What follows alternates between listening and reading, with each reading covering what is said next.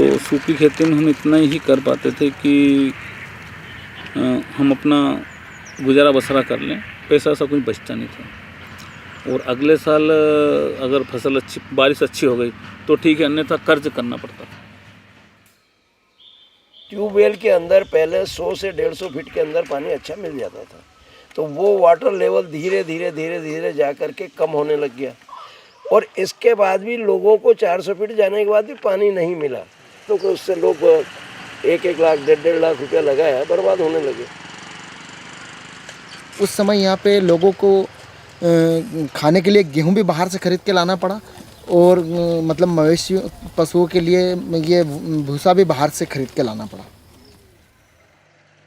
देवास में पीने का पानी भी ट्रेन से ले जाया जाता था, जो कि गांव-गांव में पानी भेजा जाता था, तो पानी की बहुत ज़बरदस्त कमी आ गई थी।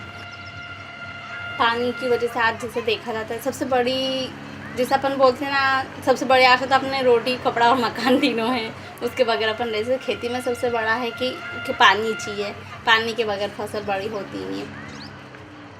तो हमने सोचा कि कुछ तो ऐसा करें कि अपना पूरा जो लगाया उसका रिटर्न मिले, कुछ तो नया कदम उठाना पड़ेगा।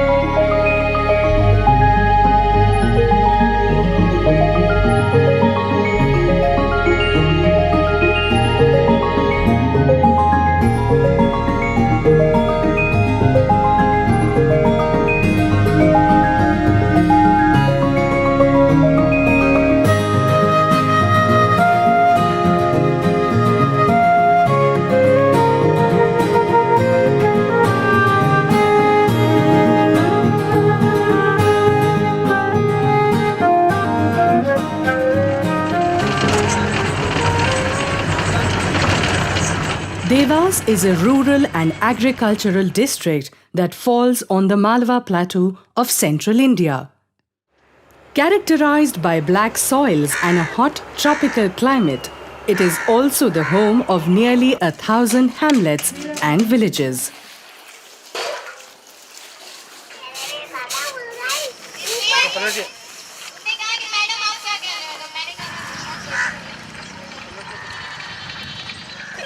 Traditionally, farmers relied on monsoon rains for irrigating their crops.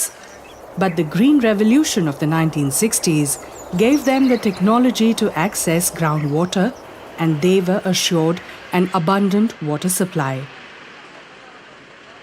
However, these groundwater reserves were severely depleted within a few decades, and the previously thriving tube wells became dry. The villages began to suffer acute water scarcity. Without irrigation, they had no food, no hope, and absolutely nowhere to turn for help.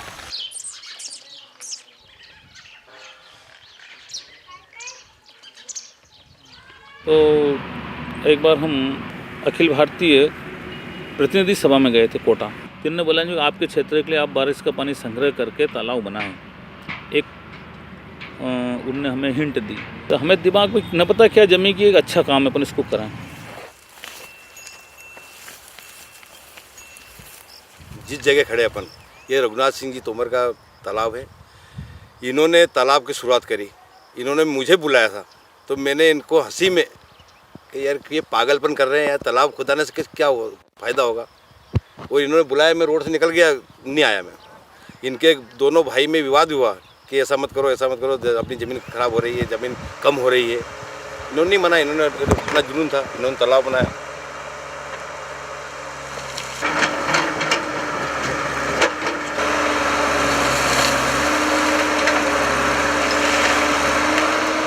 अब उसमें बारिश का पानी कुछ इकट्ठा हुआ। अब उस सिंचाई जितना हमको सिंचित किया था उस तालाब से, उसका 1,20,000 रुपये लोगों को दिखा कि इनको ज़्यादा मिला। इतना लगा कितना हमारा 52,000। तो हमारा कुछ आत्मविश्वास बहुत बड़ा। आत्महत्या इतना बड़ा कि हम चाहो जिससे बोल रहे हैं कि तालाब खोदो सिंचाई करो, तालाब खोदो सिंचाई करो।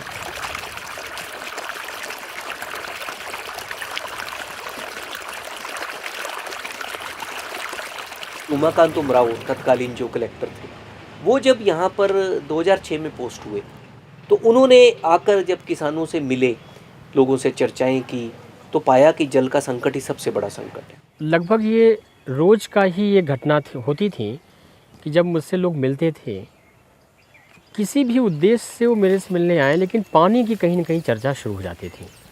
मैं भी कोशिश करता था कि इस परिचर्चा को बढ़ाया जाए, क्योंकि इसी चर्चा परिचर्चा में ही मुझे लग रहा था कि समाज को स्वीकार्य हल निकलेगा। तो ऐसे में एक बार एक मीटिंग के दौरान उनको एक पुराना किसान खड़ा हुआ और बोला, जी मुझे कोई संकट नहीं है। तो उन्होंने पूछा क्यों? हमने बोला साहब कि हमने तालाब खोदा है, इतना गहरा हुआ, इतनी लागत रही है और इतना फ़ायदा हुआ है, और किसान को सख्त ज़रूरत है बरसात के पानी से सिंचाई करने की, इसमें कोई लागत भी नहीं ज़्यादा। बस जैसे कहते हैं कि एक आइडिया क्लिक्स, तो इनके दिमाग में आ गया शायद यहाँ का सोल्यूशन यही है। सिविल इंजीनियर चूँकि मैं पढ़ा हूँ, इसलिए मुझे समझ में भी आ रही थी कि सबसे आसान तरीका है कि हम पानी को इकट्ठा करें, तालाब बनाएं। Umakant was now convinced that the solution to the water crisis lay in harvesting rainwater. He began to travel from village to village to speak to the farmers and convince them of this approach. But persuading the farmers to allocate land and money for a pond would require a convincing argument. Reality ये है कि खेत में तालाब बनाने को किसान तैयार नहीं होता। वो उनको लगता है कि तालाब खोदना बहुत महंगा है और इसमें बहुत हानि होगी। साथ ही उनको एश्योर नहीं होता कि तालाब भरेगा कि नहीं भरेगा। लेकिन मुझे ऐसा लगता था कि यदि हम जल संरक्षण को इकोनॉमिक्स से जोड़ें, जो केवल इकोनॉमिक्स प्रॉफिट पे बेस्ड हो, तो लोग इन्वेस्ट भी करेंगे और इसके लिए आगे भी आएंगे। जब हमने क्षेत्र के किसानों को से संबंधित चर्चा की तो 5 ऐसे किसान उभर के आए जिन्होंने ये कहा कि नहीं, हम अपने खेतों में तालाब बनाएंगे पहले।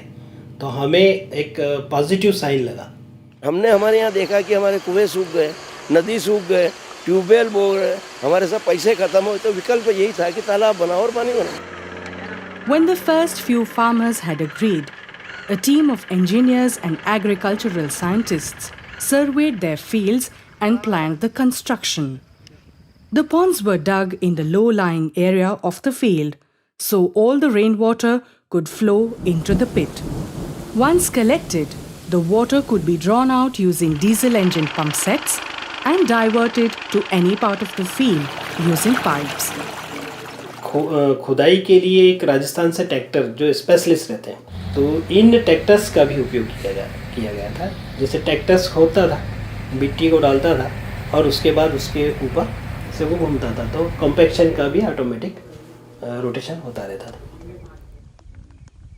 When the construction was complete, the vanguard farmers waited for the monsoon rains with great anticipation. All their lives' savings were at stake, and the entire year's harvest was hinged on the success of these tanks.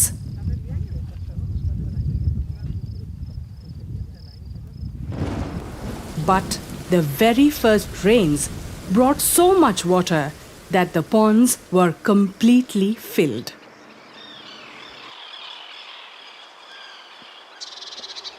When the monsoons receded, they left behind water-filled ponds, glinting in the farmlands like precious blue gems, bearing a promise of hope and happiness.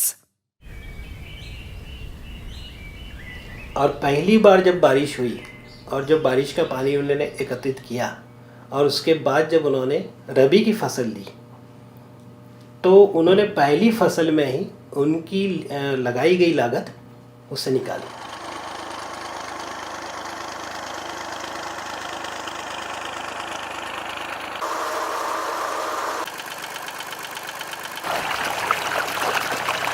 That year, not only were the farmers blessed with bumper summer crops, but they had enough water to recultivate the land in the winter.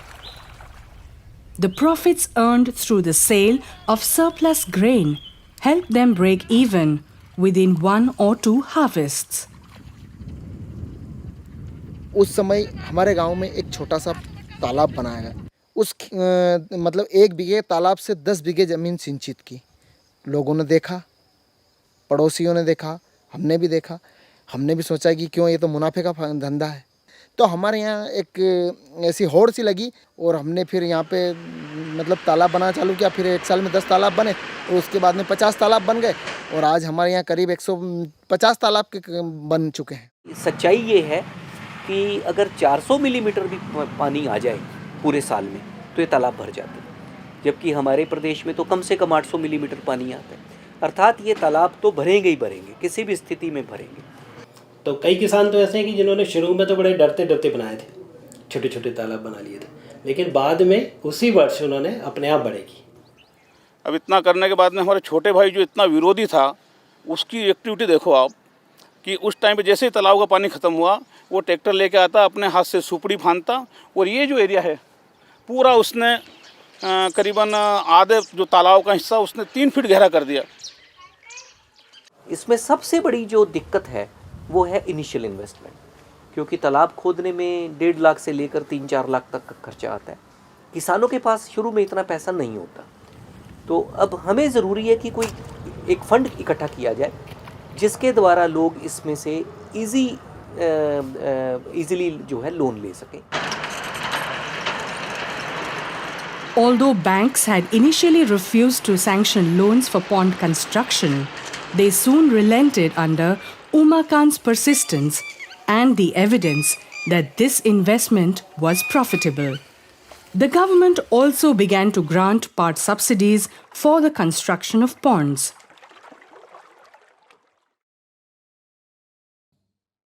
The administration awarded the adopting farmers the title of Bhagirath Farmer, with the message that, like Bhagirath, who brought the waters of river Ganga to the earth through his perseverance, these farmers had also succeeded in bringing rainwater to this parched land.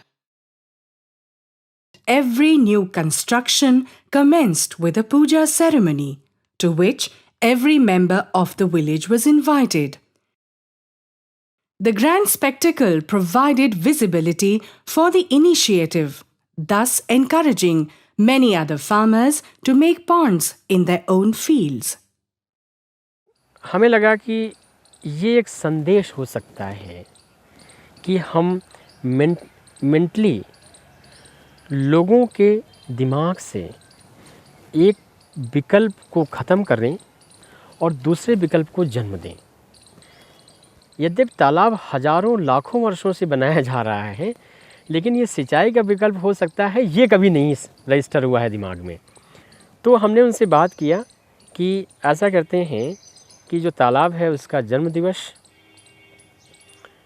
और जो tubewell है उसकी शव यात्रा निकालेंगे।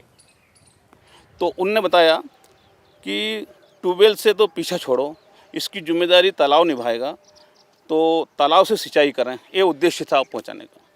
ये बराबर media वाले ने भी साथ दिया, बहुत प्रचार किया, शव यात्रा निकाली लोगों ने, उसने रियलिटी ला दी। जब हम शव यात्रा लेके आ रहे थे, ट्यूबवेल की एक मुर्दा बनाया गया था, तो लोग उसको पैर छू रहे थे, सही में कोई मर गया। अब ट्यूबवेल का मृत्यु हो जाती है तो उसकी पगड़ी, उसका काम कौन करेगा? तो पगड़ी रस्म, अब पगड़ी कौन पहनेगा? तालाब। उसमें करीब 2-3 हज़ार किसान आए थे। उन्होंने भी देखा कि ये तालाब कैसे बनाया गया और उससे क्या फ़ायदा हुआ। उनके घर की हालत देखी, उनके घर में गए जाके कि इनके यहाँ कितना गेहूँ रखा हुआ है, कितना चना रखा हुआ है। बहुत कुछ आपस में बातचीत करके ही फैल रहा है, रिलेटिव्स के थ्रू, दोस्तों के थ्रू। बाज़ार में मिले वहाँ चर्चा हुई, मंडी मिले वहाँ चर्चा हुई। ये उतनी ही स्ट्रॉन्ग तरीके से फैलता जा रहा है।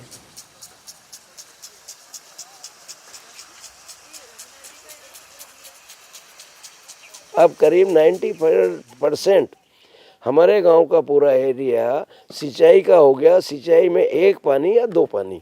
गांव के अंदर कोई भूखा नहीं रहेगा, गांव के अंदर कोई परेशानी नहीं रहेगी, अच्छी फसल होगी, सब लोग सक्षम रहेंगे और वाटर लेवल अपने यहाँ दिन पर दिन बढ़ता है। और कभी भी भविष्य में इस गांव के अंदर पानी पीने की समस्या कभी भी नहीं आएगी ज़िंदगी में। जिसकी ज़मीन बची है वो सब तालाब की तरफ डाइवर्ट हो रहे हैं, खोदते चले जा रहे हैं। हजारों ऐसे ट्यूबवेल और कुएं हैं जिनमें पानी नहीं था, सूख गए थे, वो सब रिजनरेट हो गए, उनमें पानी आ गया, लोग प्रयोग करने लगे उनका।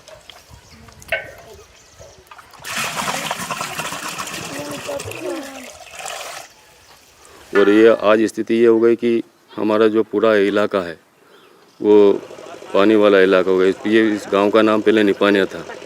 निपानिया का मतलब होता है बिना पानी का गांव। आज पानी पानी हो गया।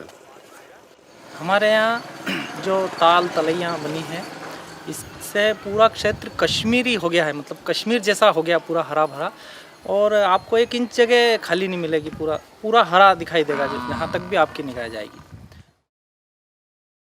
In the past few years, Devas has won numerous honors and awards in recognition of the path-breaking work undertaken by the village communities.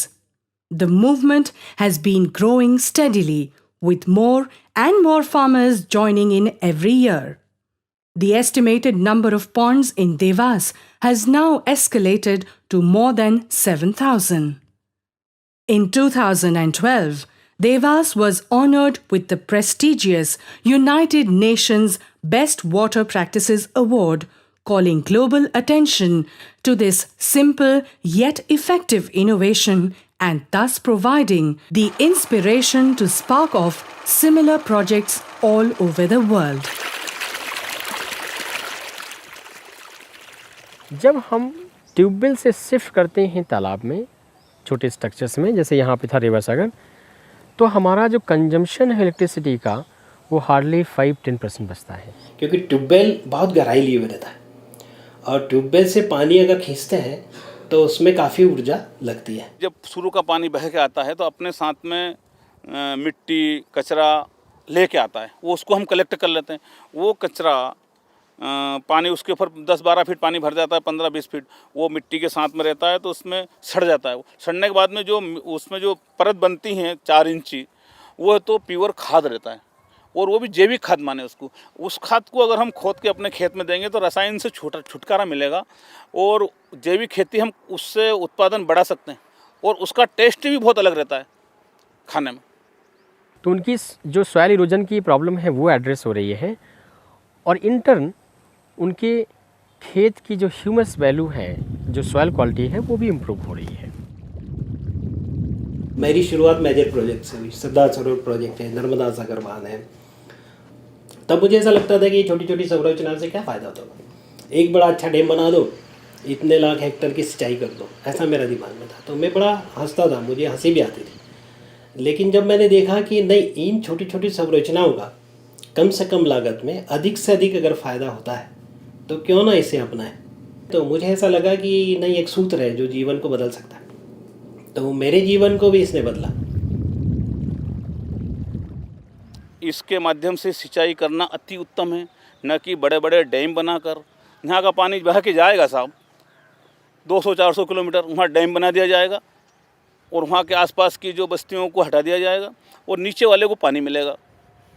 जिसको दुख होगा उसको फ़ायदा नहीं है, जो सुखी है उसको सुख मिलेगा। कितना बड़ा अन्याय कर रहे हैं।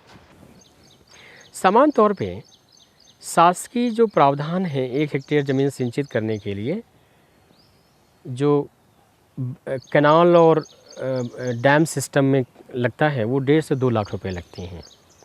लेकिन जो ये स्ट्रक्चर ये बनाए गए थे, इसमें हार्डली 20,000 से 40,000 रुपये प्रति हेक्टेयर कॉस्ट आ रही थी।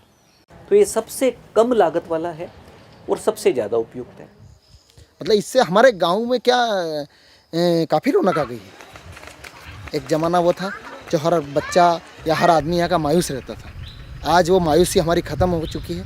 हम ये चाहते हैं कि आगे भी जैसा हमने ये तालाब खोदे हैं, हम ये चाहते हैं कि ये क्रांति पूरे मध्य प्रदेश तो क्या पूरे भारत में फैले। और पानी अपना जो कलेक्ट किया हो वो देखने में बड़े आनंद है, क्योंकि दिखता है अपनी पूंजी। इससे क्या है, ये काम करने से हमारे यहाँ नई पहले हमारे पिताजी कहते थे कि अपने गांव में मोर है, हिरन है, और आज उन हिरनों और उन मोर को हम भी देख चुके हैं। आज हमारे गांव में बाहर से पक्षी आ रहे हैं और हिरन आ रहे हैं, लक्कड़बग्गा आ रही है, मतलब नई प्रजाति के जानवर भी आ रहे हैं। आज हम उनको देखते हैं, हमने आज तक पहले उनको कभी नहीं देखा। बच्चों की अब पूरा पॉकेट जो है वो पानीमय हो चुका है, जलमय हो चुका है, जगह जगह छोटे छोटे पॉन्ड्स बन चुके हैं, तो पक्षी भी अपने आप वहाँ पे आने लगे हैं।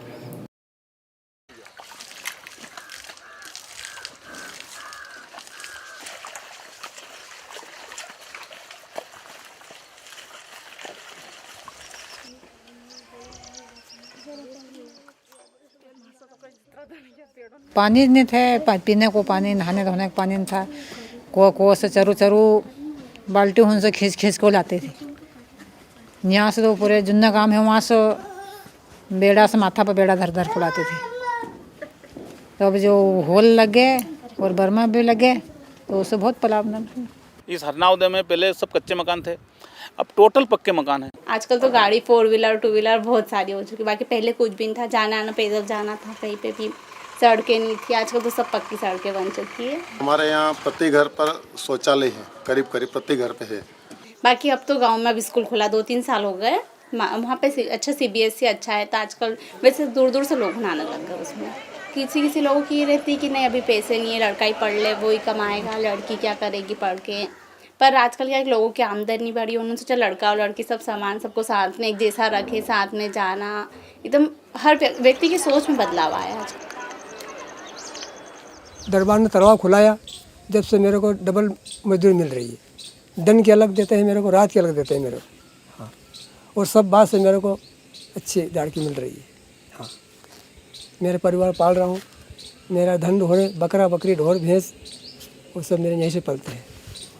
और 2006 में जब मूवमेंट शुरू हुई और 2010 तक 4 साल में शायद 4,500 तालाब बन गए थे। 4,500 तालाब काफ़ी होते हैं। अगर हम हेक्टेयर मीटर देखें तो शायद 10,000 हेक्टेयर मीटर पानी उन्होंने इन्हीं तालाबों में रोक लिया था।